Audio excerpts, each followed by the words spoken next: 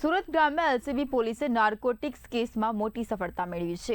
આઈ stand strong against drugs અભિયાન અંતર્ગત આંતરરાજ્ય ડ્રગ્સ નેટવર્કથી પર્દાફાશ કરીને રાઈસ ક્રેકર્સની આડમાં ટ્રકમાં છુપાવેલા 2502.775 કિલોગ્રામ પોસ્ટ ડોડાનો જથ્થો ઝડપી પાડ્યો છે।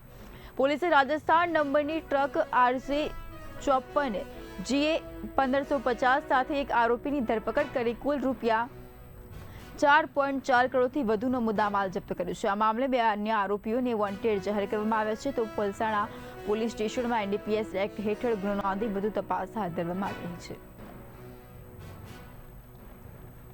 સુરત પોલીસે ડ્રગ્સ માફિયાઓ સામે લાલ આંખ કરી છે। ડ્રગ્સના કેસમાં એક આરોપીને ઝડપી પાડવામાં આવ્યો છે। રાજસ્થાનથી ડ્રગ્સનો જથ્થો મોટો જથ્થો ક્યાં સપ્લાય કરવામાં આવ્યો હતો તેને અંગે તપાસ શરૂ કરવામાં આવી છે। પલસાણા પોલીસની સઘન કાર્યવાહી કરી છે।